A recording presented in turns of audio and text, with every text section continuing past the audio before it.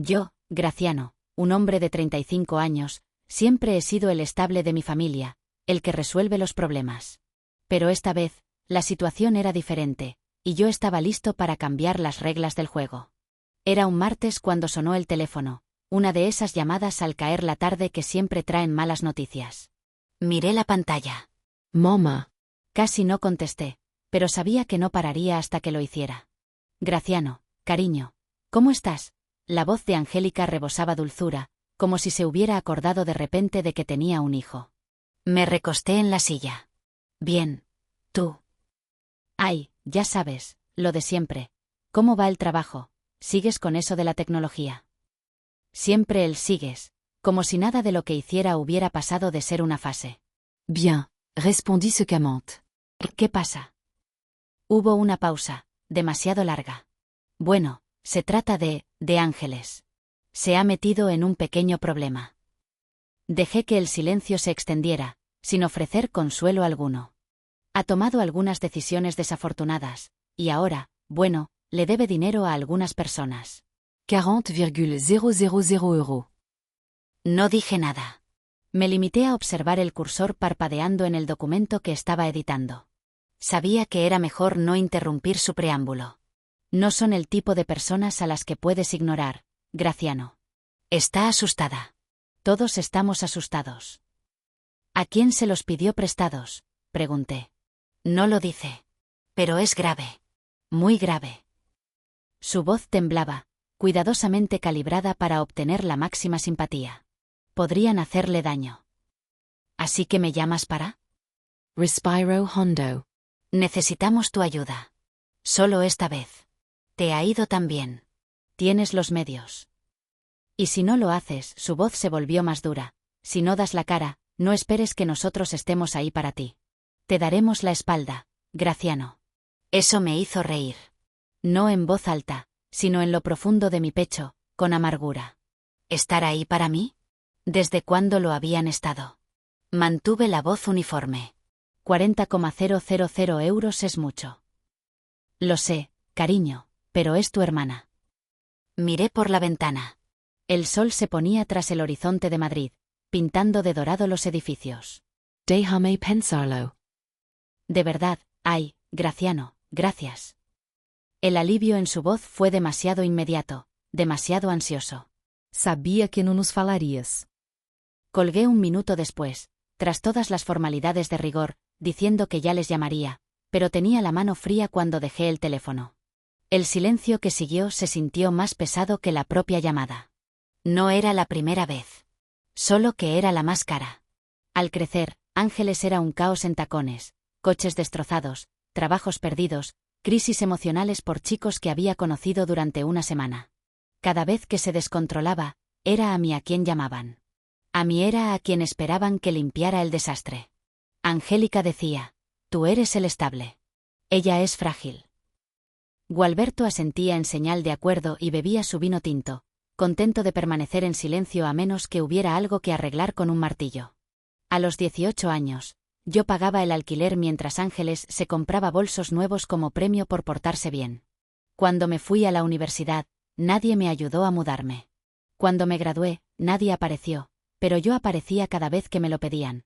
Hasta ahora, porque ahora no me lo pedían. Me amenazaban, y no tenían ni idea de lo dispuesto que estaba a seguirles el juego. Tenía 18 años cuando Angélica me entregó por primera vez una factura de alquiler mecanografiada, impresa y firmada como si fuéramos extraños que gestionan un contrato de arrendamiento.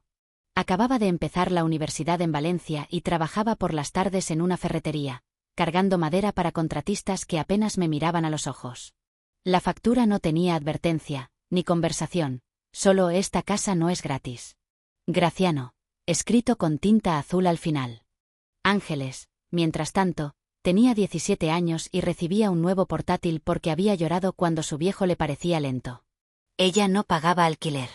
No pagaba la gasolina ni la factura del teléfono. Ni siquiera hacía tareas domésticas. Era demasiado estresante para su espíritu creativo. Pero cuando abandonó su primera universidad después de un semestre, demasiadas noches sin dormir, fue a mí a quien dieron la charla de tienes que ser más comprensivo. Angélica lo mencionó mientras comíamos lentejas, como si fuera una decisión familiar sobre la que se me había consultado. Gualberto estaba sentado allí como siempre, asintiendo como un metrónomo. «Déjala que lo resuelva», decían. «Ella es delicada. Tú no». Esa frase se me quedó grabada. No como un cumplido, sino como una condena. Cuando me gradué, me había pagado la carrera con becas, préstamos estudiantiles y trabajos a tiempo parcial. No asistieron a la ceremonia. Dijeron que estaba demasiado lejos. Ángeles ni siquiera me envió un mensaje. Me mudé a Barcelona un mes después. La distancia era mi única paz. Me dije que era un nuevo comienzo, pero nunca me desconecté del todo. No cuando seguían llamándome. Ángeles destrozó su coche. ¿Podría prestarle 2,000 euros para las reparaciones? Ángeles le dejó su novio. ¿Podría volar a casa para darle apoyo emocional? Ángeles necesitaba dinero para el alquiler solo esta vez. Y cada vez que decía que no, me convertía en el villano. Frío, desagradecido, distante.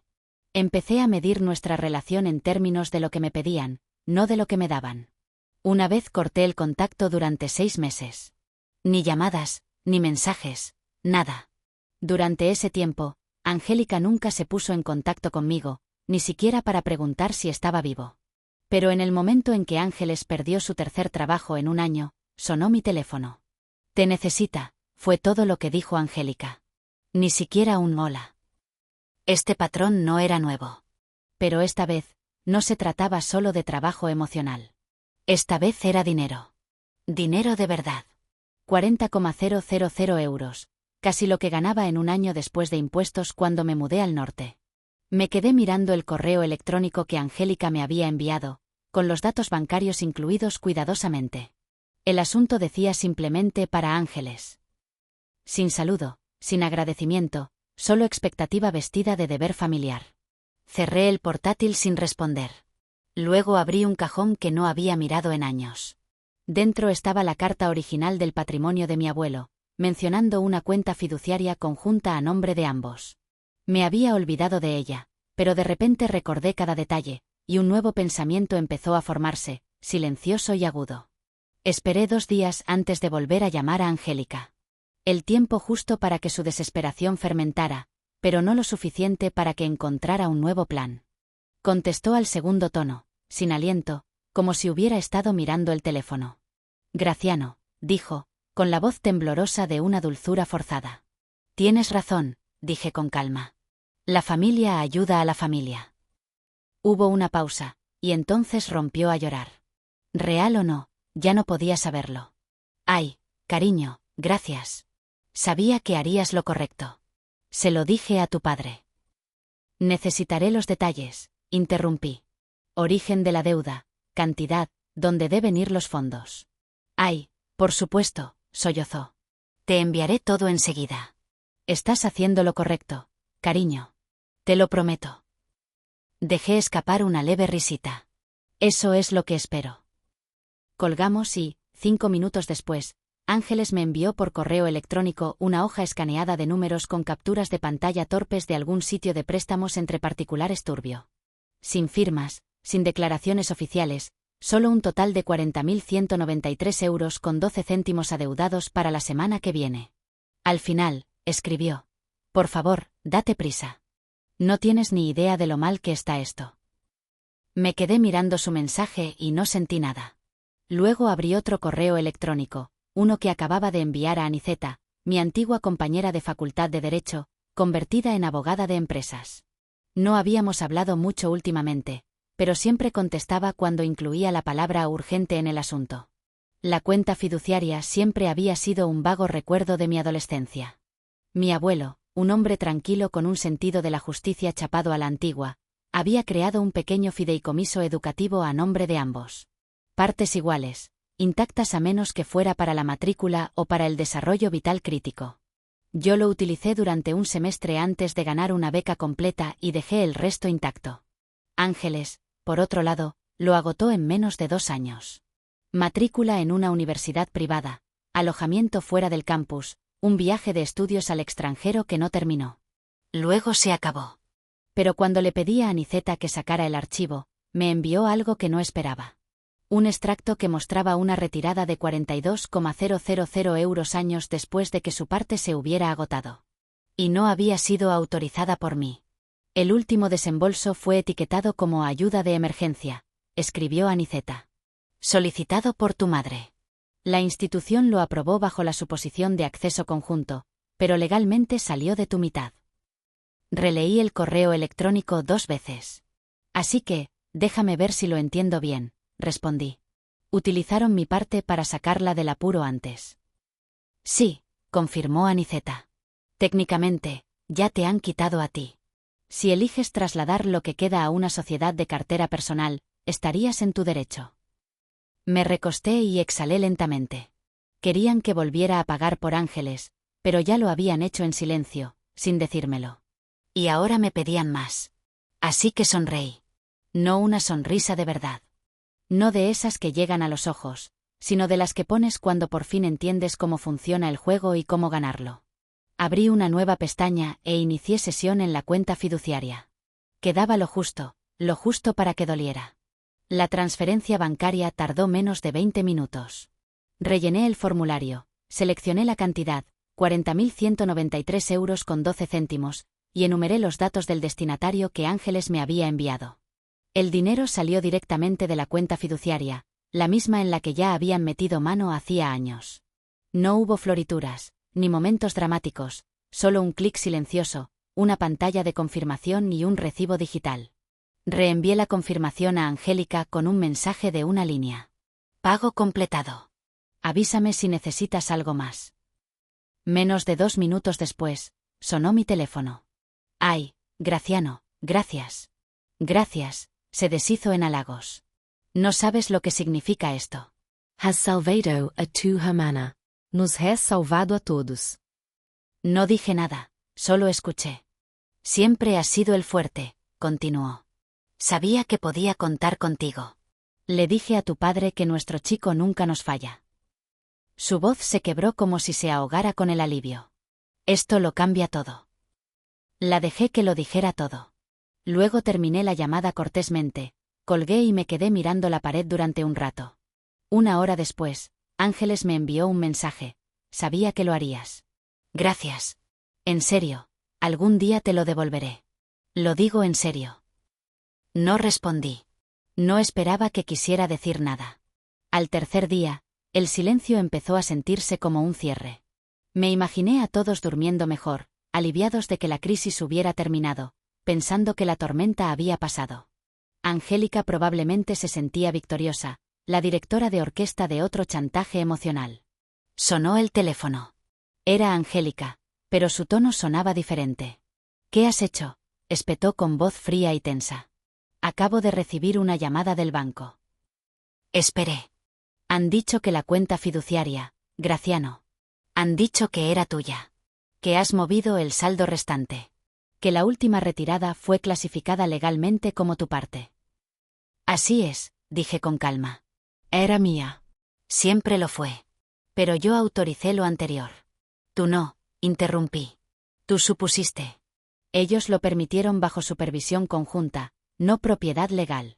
Lo que gastaste era ya mío. Solo lo hice oficial.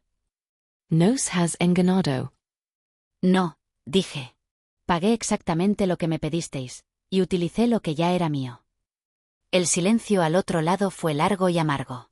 Casi podía oír la realización instalándose, la pérdida de control, el desenmarañamiento del poder que creía tener.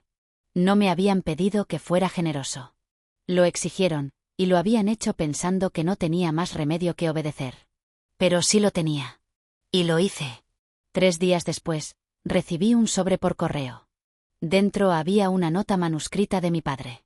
Solo una línea. Algún día te arrepentirás de esto. La coloqué en el mismo cajón que los documentos del fideicomiso y la cerré sin pensármelo 2 veces. Porque el arrepentimiento no era el sentimiento que se apoderaba de mí. Era algo completamente distinto. El primer correo electrónico llegó a la mañana siguiente. El asunto estaba en mayúsculas. Nos has robado. No lo abrí. Para el almuerzo, tenía 3 llamadas perdidas de Angélica, 4 mensajes de Ángeles y un mensaje de voz de Gualberto, lo cual era sorprendente, casi nunca llamaba. Lo reproduje en el altavoz mientras tomaba un café. Puedes pensar que eres inteligente, dijo mi padre, con la voz más firme de lo que esperaba. Pero lo que has hecho está mal, moralmente, legalmente. Has avergonzado a esta familia, Graciano. Il avergünzo de ti. Ahí estaba. La frase que había estado esperando inconscientemente desde que era lo suficientemente mayor como para entender lo que se sentía la vergüenza. Viniendo del hombre que ni una sola vez dijo que estaba orgulloso. Terminé mi café y archivé el mensaje. Los días siguientes siguieron el mismo patrón, Angélica inundando mi bandeja de entrada con acusaciones dramáticas. Has manipulado el sistema. Has violado nuestra confianza. Eres tan egoísta como frío.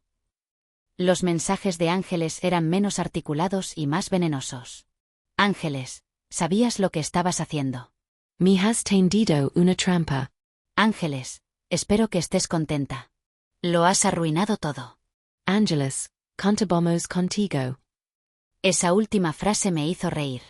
Empecé a reenviar todo a Aniceta, etiquetando cada mensaje por remitente y marca de tiempo. Ella respondió con un solo emoji de pulgar hacia arriba y, sigue mandando. Esto es oro.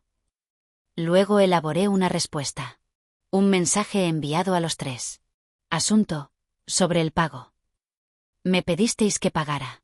Lo hice. Nunca dije que sería con mi propio dinero. Hemos terminado aquí. No hubo respuesta durante 12 horas. Luego llegó la escalada. Angélica se presentó en mi lugar de trabajo. Era viernes por la tarde. Acababa de terminar una llamada de proyecto cuando la vi de pie en el vestíbulo a través de la pared de cristal de la sala de conferencias, abrigo rojo, brazos cruzados, labios apretados hasta el punto de casi desaparecer. Salí lentamente, manteniendo una distancia cortés. Mis compañeros de trabajo observaban desde sus escritorios, tratando de no mirar fijamente. La recepcionista parecía presa del pánico. Graciano, Sissio Angelica. Necesito hablar contigo. Estoy en el trabajo. Dio un paso adelante, bajando la voz solo un poco. Has avergonzado a esta familia. Me has humillado. Ese dinero no era tuyo para gastarlo así. Utilicé los fondos de la cuenta que ya habíais cogido, dije uniformemente. Solo utilicé lo que quedaba. Lo has utilizado como arma, espetó. Has manipulado el sistema. Nos has tomado el pelo. Solo seguí vuestras reglas, respondí. Dijisteis que la familia ayuda a la familia. Ayud efficientment. Debería haber sabido que ibas a tergiversar esto. Deberías haber sabido que dejaría de limpiar vuestros desastres. Llegó la seguridad antes de que las cosas se pusieran más ruidosas. Preguntaron cortésmente si todo estaba bien. Asentí. Angélica me miró como si no reconociera al hombre que tenía delante. Quizá no lo hacía. Se fue sin decir una palabra. De vuelta en mi escritorio, encontré un nuevo correo electrónico de Ángeles. Simplemente decía: espero que duermas bien, traidor. Cerré mi portátil, me levanté y salí de la oficina sin decir una palabra. Esa noche, di un largo paseo alrededor del Parque del Retiro. La ciudad bullía a mi alrededor, pero mi mente estaba tranquila. Siempre me habían visto como la red de seguridad. Pero por fin estaba aprendiendo a cortar las cuerdas. Para el lunes por la mañana, tenía a Aniceta contratada. Le reenví todo. Mensajes de voz, mensajes de texto, correos electrónicos, incluso las imágenes de la cámara de seguridad de la oficina que mostraban a Angélica siendo escoltada fuera. Aniceta no parpadeó. Estaba quirúrgicamente tranquila, casi aburrida. Redactaremos notificaciones de cese y desistimiento para los tres, dijo, haciéndose crujir los nudillos. Si vuelven a cruzar la línea, lo escalaremos. Para el miércoles, fueron enviadas, certificadas, firmadas, entregadas, y luego silencio. No más mensajes de texto, no más amenazas veladas, no más sermones de voz, no más acusaciones por correo electrónico, nada. El silencio era tan desconocido que al principio no confiaba en él. No dejaba de mirar mi teléfono como si me faltara algo, pero era real. Se habían apagado. Pasé los primeros días repasando todo, preguntándome si había sido cruel, si tal vez podría haberlo manejado con más suavidad, con más paciencia, con más gracia. Pero cada vez que retrocedía sobre mis pasos, terminaba en el mismo lugar, Se esperaba que volviera a pagar el precio por la imprudencia de otra persona. Y había terminado de hacer eso. Tomé parte del espacio mental que solían ocupar y empecé a ponerlo en otra parte. Me uní a un grupo de senderismo. Volví a conectar con un antiguo compañero de universidad que ahora vivía cerca. Fui a una noche de preguntas y respuestas en un bar cerca de la Plaza Mayor y no me excusé pronto. Entonces, en una tranquila mañana de domingo, le envié un mensaje a mi tía Angelina. Siempre había sido diferente, más tranquila, reflexiva. Cuando tenía 12 años, fue la única adulta que me preguntó cómo estaba cuando estaba en modo de crisis. Contestó al segundo tono. Lo sé, dijo sin necesidad de contexto. Lo siento. No me había dado cuenta de lo mucho que necesitaba oír eso. Hablamos durante casi una hora. Sin juicios, sin bandos, solo una conversación entre dos personas que entendían lo que significaba ser excluido y estar harto. Antes de colgar, dijo, no hiciste nada malo. No dejes que te convenzan de lo contrario. Más tarde ese día, abrí el álbum de fotos de mi teléfono. No había muchas fotos de mi familia para empezar. Una cena borrosa de Acción de Gracias aquí, un pastel de cumpleaños allá, algunas fotos antiguas de grupo donde yo siempre estaba de pie a un lado, pero las borré de todos modos, una por una. No era un acto de ira, era alivio. Conservé solo una foto mía a los 20 años, de pie junto a mi abuelo frente al garaje oxidado. Nunca se molestó en volver a pintarlo. Tenía el brazo echado sobre mi hombro, ambos riéndonos de algo que no recuerdo. Esa se quedó. Todo lo demás se había ido. Apagué mi teléfono y salí cuando el sol se abrió paso entre el gris. El aire era frío, pero se sentía limpio. Mañana, me reuniría con el nuevo grupo de senderismo para un sendero a las afueras de Navacerrada. El fin de semana siguiente volvería a ir al Trivia. Y, por una vez, no lo hacía para demostrar nada. Solo estaba viviendo. Y por primera vez en mi vida, no miraba por encima del hombro. 6 meses después, mi vida es más tranquila que nunca. Vivo en un apartamento de un dormitorio cerca del Parque del Oeste, ahora lo suficientemente cerca como para recorrer el sendero por las mañanas, lo suficientemente lejos como para que nadie del pasado pueda presentarse en mi puerta sin un viaje serio. Cambié el antiguo trabajo del centro por un puesto remoto, y no mucho después, obtuve un ascenso que ni siquiera pedí. Al parecer, aparecer, cumplir sin dramas y no necesitar que te lleven constantemente de la mano causa buena impresión. También estoy saliendo con alguien. Se llama Guillermina. No me pregunta por qué no hablo de mi familia y no llena los silencios con suposiciones. Solo escucha cuando quiero compartir y cambia de tema cuando no quiero. Es el tipo de relación que no creía que me permitieran tener, una con espacio y elección. Ángeles perdió su coche, luego su apartamento. La última vez que supe de ella, se había mudado con una prima en Valladolid que tiene 2 hijos y poca paciencia. Angélica sigue llamando a familiares lejanos, tergiversando la historia, pintándome como frío y desagradecido. Pero cada vez menos gente se lo cree. Tal vez por fin están viendo el patrón. Tal vez han dejado de fingir que no lo ven. Llevo un diario estos días. Nada elaborado, solo garabatos nocturnos para recordarme que esto sucedió, que lo atravesé y salí al otro lado. Hace unas noches, escribí, querían que pagara. Lo hice. Y ahora, por primera vez, soy verdaderamente libre. No comparto esa página con nadie, pero pienso en todas las personas que podrían necesitar leerla. Los que les han dicho que solo son valiosos si son útiles. Los que han estado manteniendo unidos los puentes familiares rotos con silencio. A ellos, les diría, dejad de pagar. Dejad de pagar con vuestro tiempo, vuestra paz, vuestra identidad. Dejad de cambiar vuestro bienestar por migajas de amor condicional. No le debéis a nadie vuestra ruina. Dejad que el puente se queme y alejaos mientras se derrumba detrás de vosotros. No sois responsables del fuego, solo de sobrevivir.